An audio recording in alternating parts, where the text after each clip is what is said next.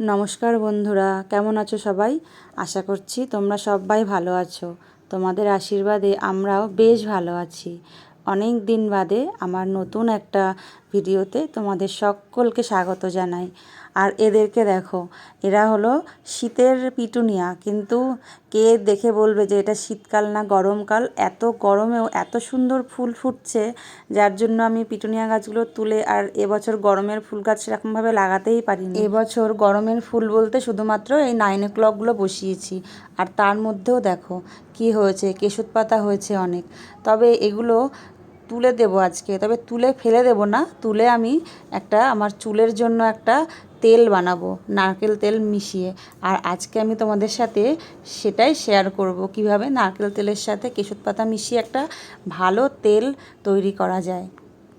তবে তেলটা মাথা খুব ঠান্ডা করে, তাই জন্য বলবো যাদের ঠান্ডা লাগার ধাত আছে তাদের এই তেলটা ব্যবহার না করাই ভালো। দেখো কতগুলো হয়েছে, বেশ অনেকটাই তেল তৈরি হবে, যা হবে আমার প্রায় 1 মাস হয়ে যাবে। এই যে তেলটা আজকে বানাবো, এটা কিন্তু চুল কালোও হয় আর সাথে চুলের ঘনত্বটাও অনেকটা বাড়ে, নতুন চুল গজাতেও কিন্তু সাহায্য করে।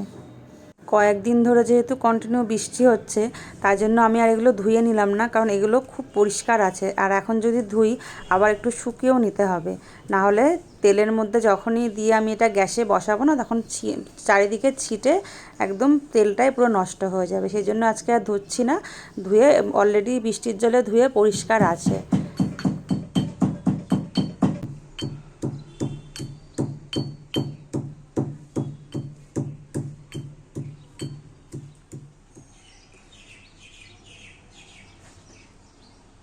বৃষ্টির কথা বলতে বলতে দেখো আবার আকাশে মেঘ করেছে, মনে হচ্ছে এক্ষুনি বৃষ্টি নামবে।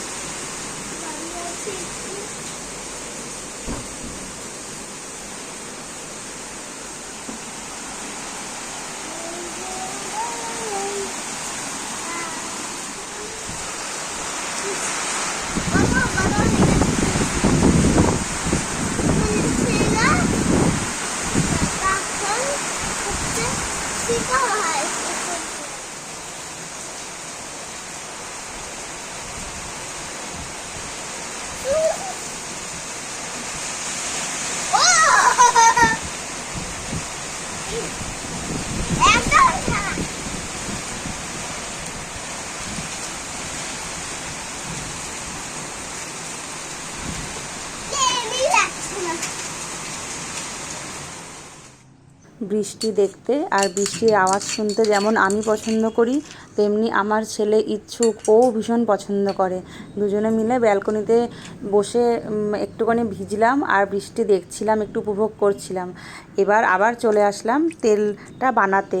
ভালো করে ওটা আমি থেতো করে নিয়েছি হামানদিস্তাতে। আর তারপরে একটা শুকনো কড়াইতে, কিন্তু একদম জল থাকলে হবে না, শুকনো একটা ছোট্ট কড়াই ছিল আমার কাছে, ওই কড়াইটার মধ্যে ওই পাতার পেস্ট আর নারকেল তেল দিয়ে তারপর গ্যাসের মধ্যে বসিয়ে দিয়েছি। খুব বেশিক্ষণ ফোটাতে হবে না, ওই 2 থেকে 3 মিনিট।